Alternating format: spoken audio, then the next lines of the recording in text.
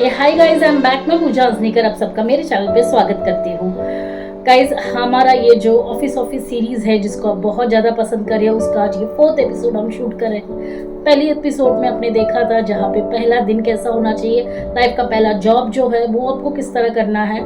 Second episode में आपने ये देखा कि आपके ऑफिस का फर्स्ट डे, फर्स्ट मंथ या फर्स्ट जॉब का फर्स्ट मंथ किस तरह जा रहा है। थर्ड एपिसोड में अपने इंटरेस्टिंग से फैक्ट्स देखे, आपके बॉसेस कैसे होते हैं, उनकी पर्सनालिटीज कैसी होती है और ऐसे बॉसेस के साथ किस तरह डील करना है। चौथा एपिसोड हम शूट कर रहे हैं और चौथा एपिसोड में आप देखेंगे कि कैसे आप बेस्ट एम्प्लॉय बन सकते हो। अगर आप मुझे पहली बार सुन रहे हो तो मेरा नाम डॉक्टर पूजा अजनीकर है और मैं हमेशा ऐसे ही इंस्पिरेशनल और मोटिवेशनल वीडियोस लेकर आती हूँ। और जो लोग सब्सक्राइब नहीं किए हैं प्लीज सब्सक्राइब जरूर कर दीजिएगा, बेल का बटन जरूर दबाइएगा और वीडियो को अंत तक जरूर देखिएगा। चलते हैं वीडियो की ओर। सबसे पहले आपको बेस्ट एम्प्लॉय बनने के लिए आपको क्या करना है, आपका कॉन्फिडेंस सबसे ज्यादा इंपॉर्टेंट है। अगर आपके पास कॉन्फिडेंस नहीं होगा तो कोई भी इंसान आपको बुली कर सकता है, कोई भी इंसान आपके पीछे षड्यंत्र रच सकता है या कोई भी इंसान आपको हमेशा गिराने के बारे में सोचेगा। तो कॉन्फिडेंस बहुत बहुत जरूरी है और कॉन्फिडेंस बनाए रखने के लिए, कॉन्फिडेंस में आपको स्ट्रांग फील करने के लिए आगे के पॉइंट्स हैं। कॉन्फिडेंस के साथ बहुत अच्छा ब्लेंड करता है वो है स्माइल।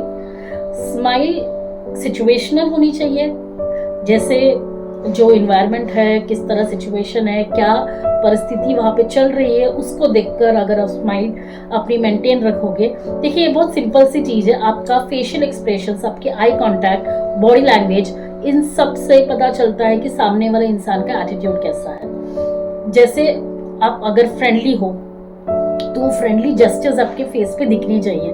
आप बोल रहे हो सामने वाले को मैं फ्रेंडली हूँ और फेस पे पता नहीं एंग्री सा लुक रखा है, तो इस टाइप पे आपके इमोशंस जो है वो सामने वाले पर्सन की तरफ पेनिट्रेट नहीं होंगे या उसे पहुंचेंगे नहीं। तो इस चीज़ के लिए आपका कॉन्फिडेंस के साथ आपकी स्माइल होना बहुत ज़रूरी है। स्माइल के साथ आपकी बॉडी लैंग्वेज, आपका आई कॉन्टैक्ट, ये बहुत इम्पैक्ट करता है। थर्ड पैरामीटर है प्रोफेशनलिज्म। अब प्रोफेशनलिज्म स्टैंड करता है 4 C's के ऊपर। 4 C's क्या है? The first thing is critical thinking, फिर है communication, collaboration and then your creativity. कोई भी पर्सन में एक अलग चीज़ें क्या है, नामन्यपूर्वक चीज़ें क्या है, ये चीज़ें हर कोई देखता है। और ऑफिस में अगर आपके कम्युनिकेशन बहुत अच्छा है, लोगों के साथ आप मिलजुल के काम कर रहे हो, हमेशा कोई भी सिचुएशन पे, कोई भी प्रॉब्लम पे पॉजिटिव एटीट्यूड करके, क्रिटिकल थिंकिंग, अपनी माइंडसेट को यूज़ करके अगर आप उस चीज़ को करोगे तो आप ज़रूर इफेक्टिव बनोगे और ज़रूर आप एक अच्छे एम्प्लॉय बन सकते हो। तो पॉइंट आता है कंपनी पॉलिसीज़। हर एक कंपनी का एक रूल्स एंड रेगुलेशंस होता है, हर एक कंपनी के HR नॉर्म्स होते हैं, HR पॉलिसीज़ होते हैं, कंपनी के डिसिप्लिनरी पॉलिसीज़ होती है, कंपनी के रूल्स एंड रेगुलेशंस होते हैं। पहले दिन या दूसरे दिन या हफ्ते के भी फर्स्ट थिंग आपका जो ट्रेनिंग होता है, जो आपको ओरिएंटेशन होता है या आपको सब कुछ बताया जाता है कंपनी में, उसमें रूल्स एंड रेगुलेशंस भी बताया जाता है। तो एज एन पर्सन, जैसे स्कूल में आपने रूल्स एंड रेगुलेशंस फॉलो किए और रूल्स एंड रेगुलेशंस नहीं को फॉलो करने पर आपको हमेशा एक डिस्टर्ब चाइल्ड, एक बदतमीज बच्चा करके समझा जाता था, तो वैसे ही ऑफिस में भी आपको जज किया जाएगा अगर आप बार बार रूल्स ब्रेक करोगे। तो रूल्स में हो सकता है पंक्चुअलिटी हो सकती है, फोकस ऑन वर्क हो सकता है, नैगिंग नहीं करना है, गॉसिपिंग नहीं करनी है या ग्रुपिज्म नहीं करना है, अननेसेसरी पॉलिटिक्स नहीं करना है। ये बेसिक से चीज़ें होती है। या सिक्योरिटी नॉर्म्स होती है कि सिक्योरिटी जो डॉक्यूमेंट्स होती है वो किसी को पास ऑन नहीं करना है, ऑफिस का एक टाइमिंग होता है, उतने टाइम के बाद आपको काम नहीं करना है, या फीमेल एम्प्लॉयज़ के साथ किस तरह रहना है। तो ये सारे जो है इंपॉर्टेंट एलिमेंट्स होते हैं। तो ये SOPs जो कंपनीज की होती है उसको आपको रट लेना है और आपको आपके जितने भी टेन्योर है आप उस कंपनी में काम करें, उस कंपनी में आपको वो इस्तेमाल करना है। और एक चीज़ इसके साथ और होती है कि हर एक पर्सन क्या होता है कि जब जॉब स्विच करता है, दूसरे जॉब में जाता है, तो वो हमेशा ये देखता है कि मेरे पुराने कंपनी में ये था तो ये कंपनी में ऐसा है। वो कंपैरिजन मोड में जब आ जाता है ना, उससे क्या हो जाता है, वहाँ एक डिस्टर्बिंग इन्वायरमेंट बन जाता है। आप अगर जॉब स्विच कर रहे हो तो थोड़ा सा 1-2 दिन का गैप लेके अपना पहले पुराना जो भी जॉब में जो भी अपनी चीज़ें की थी, बेस्ट या बैड, उसको इंट्रोस्पेक्ट कीजिए। आप देखिए कि क्या चीज़ आप सुधार सकते हो और आने वाले जॉब में वो चीज़ें आप ना करें और आप वहाँ पर एक बेस्ट एम्प्लॉय बन के रहें। बेस्ट एम्प्लॉय क्यों बना जाता है? लोग बोलते हैं यार क्या प्रॉब्लम है, क्यों बनना है ये सब चीज़ें, जॉब ही तो करना है। जॉब में भी अगर आपको स्ट्रेस फ्री रहना है, और जॉब में भी आपकी करियर को, it's not just job, it's your career. आपने कोई भी जॉब आप लेते हो तो अपने पढ़ाई के ऊपर देखकर, आपको स्किल के ऊपर देखकर, या आप उसमें लॉन्ग टर्म करियर बनाना चाहते हो, तो जॉब को पकड़ पकड़ के ही करियर बनता है। तो जो करियर है वो सक्सेसफुल होने के लिए आपको बेस्ट एम्प्लॉय बनना बहुत ज़रूरी है, क्योंकि आप जॉब कर रहे हो, बिजनेस नहीं कर रहे हो। तो रूल्स एंड रेगुलेशंस जो कंपनी के होते हैं उसको आपको फॉलो करके आपको आगे बढ़ना है। फिफ्थ थिंग होती है, try to become an asset for a company. Company को हमेशा लगना चाहिए कि इस पर्सन के ऊपर मैं इन्वेस्ट कर रहा हूँ, इस पर्सन को मैंने जॉब पे रखा है, ये मैंने बहुत अच्छा काम किया है, इस पर्सन का जो टैलेंट है, इस पर्सन की जो स्किल्स है, वो पर्सन का माइंडसेट है, इस पर्सन का एटीट्यूड है, ये पर्सन की जो वैल्यूज़ है, ये मुझे मेरी कंपनी को एक अलग लेवल पे लेके जा रहा है, ये मेरी कंपनी को बहुत बेनिफिशियल है।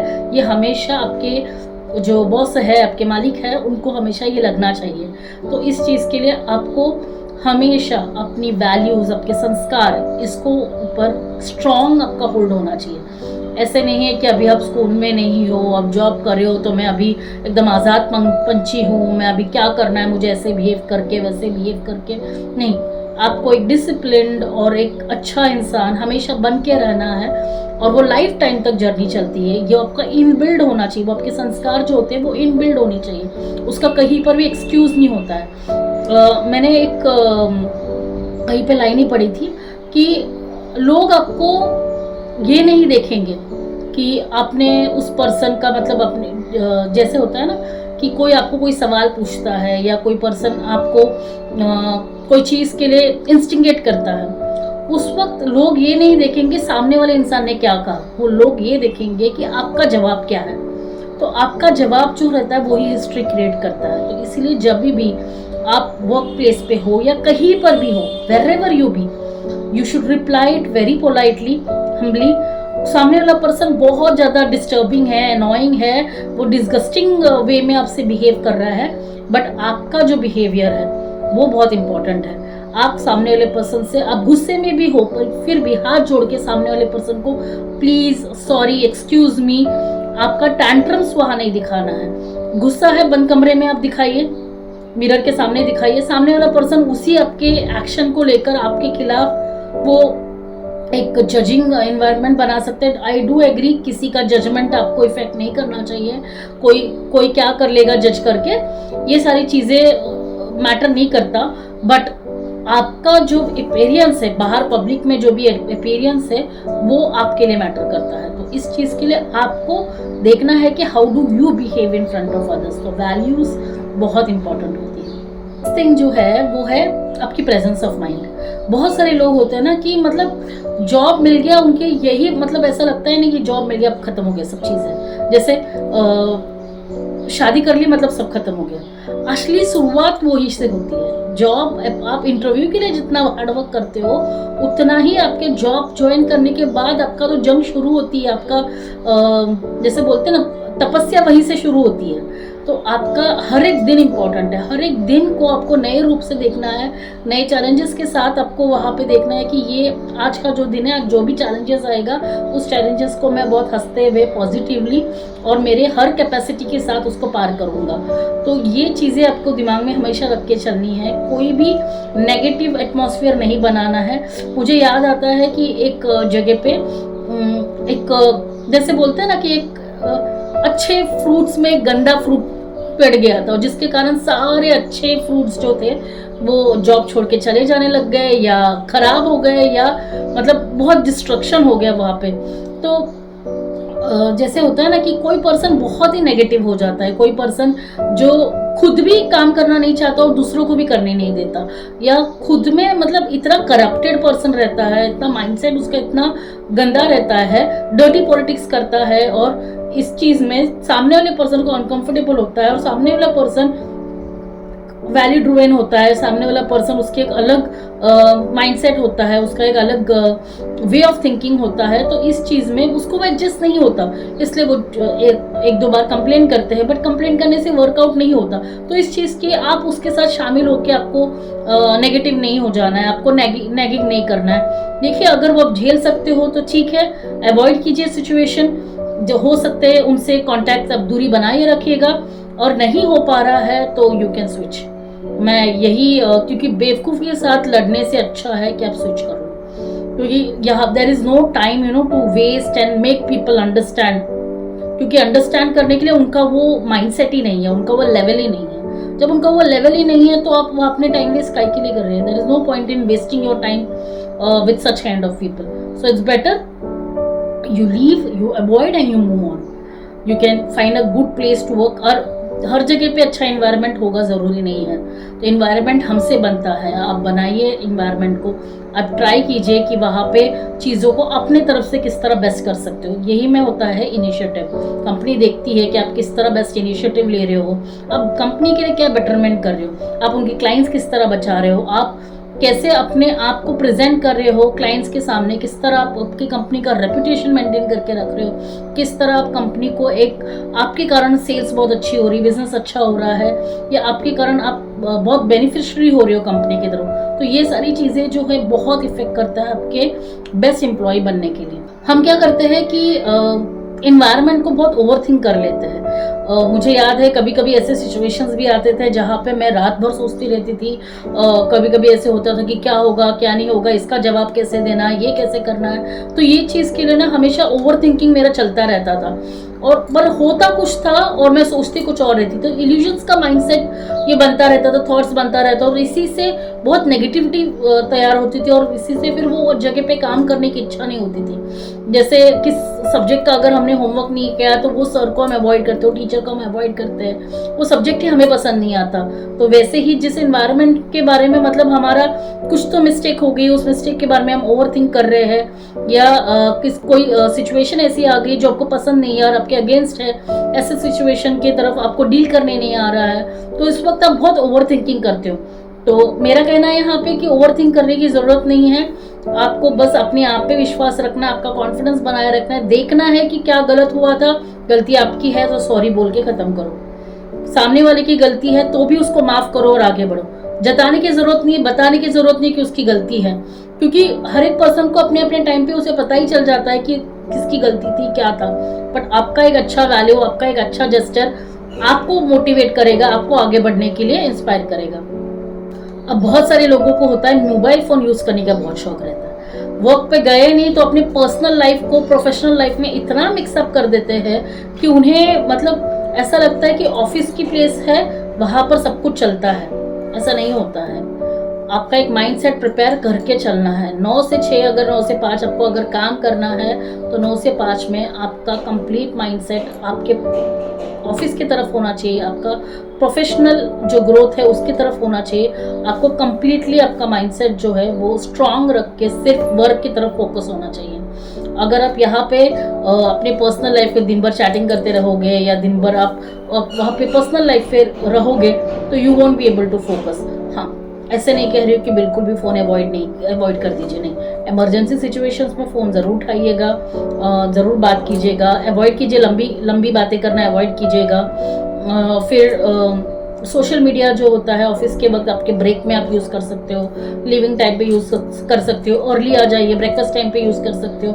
बहुत सारे लोगों को होता है कि आपके ऑफिस के फ्रेंड्स के साथ आपको रील्स बनानी होती है, या ऑफिस एनवायरनमेंट के साथ आपको बहुत सारी चीज़ें मतलब आपको एक्सप्लोर करना होता है। इस भी आपके लिए घर होता है तो वो भी आपको एक्सप्लोर करना होता है। तो इस चीज़ पे आपको ध्यान रखना है कि आप दूसरों को डिस्टर्ब नहीं कर रहे हो, आपके कारण कोई और ऑफेंड नहीं हो रहा है, और आप वहाँ पे एक अपने आप को प्रेजेंट कर रहे हो तो आप बहुत बेहतरीन रूप से प्रेजेंट करो। आप वहाँ पे लड़ाई झगड़ा मत करो, किसी के साथ गाली गलौज मत करो, गुंडागर्दी मत करो, बॉसिज्म नहीं करो।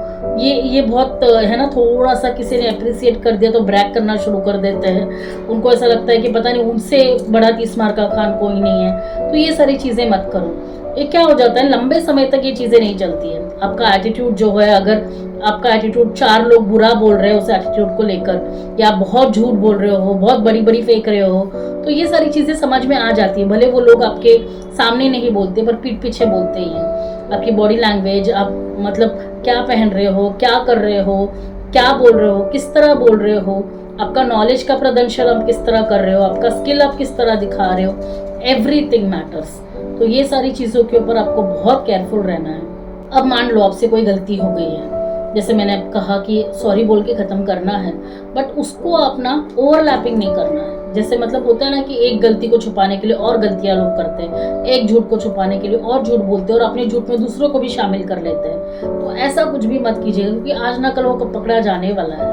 तो ये सारी चीजें मत कीजिएगा। एक बेहतरीन सा मॉडल है जिसको हम बोलते हैं प्रेप मॉडल। ये प्रेप मॉडल सिचुएशन या डिसएग्रीमेंट को हैंडल करने के लिए काम आता है। अभी मतलब क्या है, प्रेप का मतलब क्या है? First thing is pause. कभी भी कोई चीज होती है तो तुरंत आंसर देने की कोशिश नहीं करनी है, आपको पहले सुनना है, लिसन करना है। तो इसके लिए आपको पॉज लेना बहुत जरूरी है। और पॉज के साथ आपको ये भी नहीं भूलना है कि आपका रिस्पेक्ट, सामने वाले पर्सन को रिस्पेक्ट देना बहुत जरूरी है। वो आपको रिस्पेक्ट दे रहा है नहीं दे रहा है, that is a different thing, वो उसका संस्कार के ऊपर डिपेंडेड है। बट आपके संस्कार क्या कहते हैं कि आपको रिस्पेक्ट देनी है। और रिस्पेक्ट के बाद फिर आपको एक्सप्रेस करते वक्त भी, जैसे मैंने कहा कि आपका जवाब बहुत मैटर करता है, तो एक्सप्रेस करते वक्त आपको बहुत रिस्पेक्टफुल, पेशेंस से और बहुत एकदम सोची सुलझी हुए पर्सन की तरह आपको रिप्लाई करना है। एंड देन आपको फिर से पॉज लेना है। आप वहाँ पे ऐसे जेम्स बॉन्ड की तरह या जैसे बोलते हैं ना कि हीरो की तरह बस आपको आंसर दे के आप बस एटीट्यूड में निकल जाओ, ऐसे काम मत करो।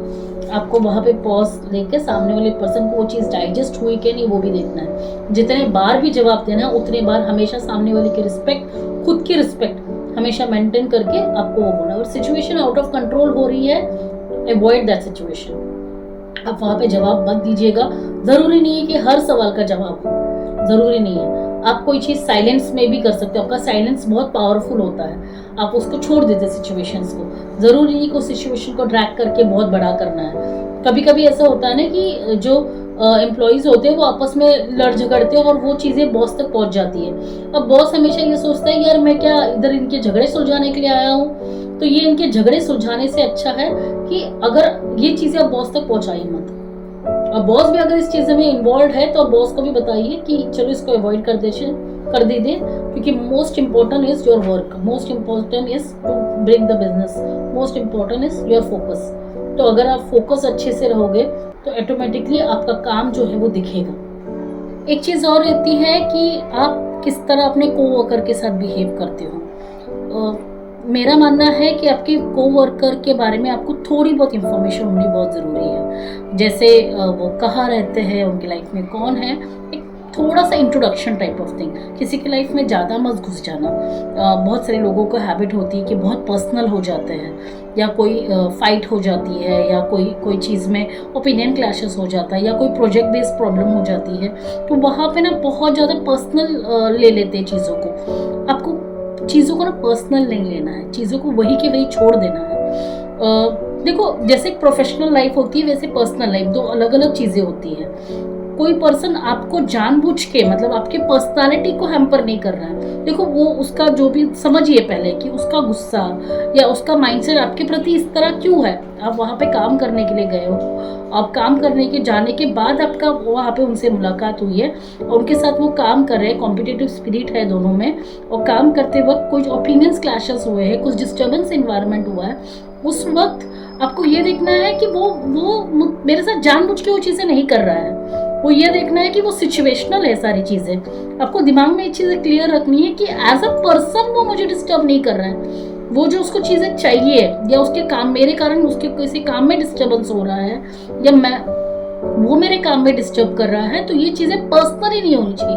बहुत सारे लोग क्या करते हैं ना कि पर्सनल लेवल पे लेते हैं उसको, एंड देन उसका फिर करियर खराब करने में लग जाते हैं, या कभी उसको किसी क्राइम में फंसा देते हैं, कभी पॉलिटिक्स करते हैं उसके पीछे, या ग्रुपिज्म हो जाता है, या कभी उसको जॉब से निकलने का साजिश करते हैं। तो ये सब चीज़ों में आपको नहीं पड़ना है। देखो ग्रोथ की सीढ़ी आगे बढ़ने के लिए लोग बहुत सारी चीज़ें करते हैं। बॉलीवुड में भी आप देखते हैं कि कोई लोग फ्लॉप होता है, कोई सक्सेसफुल होता है। आपको सिर्फ अपने काम पे फोकस करना है। The bottom line is what कि how do you do your work. कोई भी आपको जब जॉब पे रखता है, आपका जब सीवी देखता है, तो सीवी में आप अपने स्ट्रेंथ्स, वीकनेस, आपकी पर्सनालिटी, आपका वर्क एक्सपीरियंस, आपकी knowledge, everything you share into it, और वो सारा चीज़ें आप इम्प्लीमेंट करके when you work then you get success. तो आपके सक्सेस के लिए आपका फोकस, आपका माइंडसेट, आपका एटीट्यूड, आपकी पर्सनालिटी, योर बिहेवियर, योर हर चीज़ जो टास्क आप करते हो, आपकी प्रोडक्टिविटी, आपका गोल, आपका टाइम मैनेजमेंट, ये सारी चीज़ बहुत इंपॉर्टेंट है। आपको मोटिवेट रहना है हमेशा। देखिए, अगर कोई चीज़ आप गलत करोगे ना, आपका ही वर्क इन्वायरमेंट खराब होगा, और ऐसे खराब वर्क इन्वायरमेंट में आपको काम करने को मज़ा ही नहीं आएगा। स्पेशली मतलब जिन लोगों को बहुत लंबे समय तक उस ऑर्गेनाइजेशन में काम करना है ना, आपको आपके आसपास का एनवायरनमेंट हमेशा अच्छा रखने के लिए अपने आप को अच्छा रखना है। कोई भी चीज़ झूठ नहीं बोलना है, या कोई भी चीज़ जानबूझ के सामने वाले को परेशान नहीं करना है, या मालिक के सामने चापलूसी नहीं करनी। ये बहुत एक गंदी आदत होती है। बहुत जैसे मीठी छुरी बोलने की कोशिश करता है, बॉस आया नहीं तो जानबूझ के सामने किसी को भी भला बुरा बोल दो, बॉस को दिखा दो कि I am only the best person. ये दिखाने वाला काम मत करो, क्योंकि दिखाने वाला काम होता है ना, बॉस को पता रहता है, वो हंस के निकल जाता है, उसको पता रहता है। देखो, जो कंपनी का मालिक रहता है, चेयरमैन रहता है, उसको सब पता है कौन कितना पानी में है। तो उस जगह पे अगर आप कुछ ऐसी चीजें करोगे ना, जिस बॉस को नजरों में रहेगा यार, फेक चीज और रियल चीज पता चलता है। एक ऑर्डिनरी से चीजों लोगों को पता चल जाता है, और जिसके साथ हम ज्यादा टाइम रहते हैं ना, उसके हर एक चीज के बारे में हमें पता चल जाता है कि यार ये सोचता क्या है, ये बोलता क्या है, इसके दिल में क्या है, ये कब कौन से वक्त पे कैसे रिएक्ट करेगा। तो अब सोचिए कि आपके चेयरमैन को या आपके बॉस को नहीं पता होगा कि आप किस किस्म के पर्सन हो, और वहां पे अगर आप छूटा कुछ भी मतलब फेक चीजें आप करोगे तो पकड़े, आज ना कल तो पकड़े जाओगे, या शायद आपकी छोड़ के जाने के बाद इतना इम्पैक्टफुल आपका बिहेवियर नोटिसेबल नहीं होगा, या आपको हमेशा people will think get rid of this person, ऐसा फीलिंग अगर करेंगे तो लाइक यू यूजलेस। तो आपका बिहेवियर बहुत ज़्यादा मैटर करता है। देखिए, कभी भी कोई पर्सन जब भी आपको हायर करता है, जैसे मैंने भी बहुत सारे लोगों को हायर किया है, तो हायर करते हुए मैं ये देखती हूँ कि नॉलेज थोड़ा सा कम आता है तो भी चलेगा, स्किल्स को शार्पन किया जा सकता है, पर एटीट्यूड को नहीं, उसकी सोच को नहीं, उसके जो संस्कार है उसको नहीं। तो कभी भी मालिक ये देखेगा कि fit into the right shoes. वो हमेशा ये देखेगा कि मैं कैंडिडेट जो भी देख रहा हूँ उसको मैं ट्रेन करके मेरे लिए यूजफुल कैसे बना सकता हूँ, न्यूसेंस नहीं चाहिए। तो आपका बिहेवियर बहुत मैटर करता है ये चीज़ों के लिए। आशा करती हूँ अभी हम अंत तक आए हैं, आशा करती हूँ कि आपको कंप्लीट कंटेंट समझ में आया होगा। मैंने कोशिश की है उसको एलैबोरेट वे में आपको समझाने की। वीडियो लंबा हुआ है, एज यूजुअल मेरे वीडियोस बहुत लंबे होते हैं, पर आशा करती हूँ कि बहुत सीरियसली आपने इसको देखा होगा। मैंने भी बहुत सीरियसली इसको प्रेजेंट किया क्योंकि ये बहुत एक इम्पॉर्टेंट टॉपिक था। आने वाले एपिसोड्स में आप बहुत सारी चीज़ें और सीखोगे, स्पेशली जिनका एक लंबे समय तक गैप हुआ है, और जो हाउसवाइफ्स है या जो न्यूली जॉब करना चाहते हैं, उनका जो जॉब फियर है वो किस तरह बाहर निकालना है, या किस तरह अपने आप को एक स्ट्रॉन्ग पर्सन बनाना है, ये सारे वीडियोस आपको हेल्प करेंगे। मुझे सुनने के लिए धन्यवाद। आपकी कमेंट्स का मुझे इंतजार रहेगा। लाइक शेयर कमेंट जरूर कीजिएगा। Thank you very much.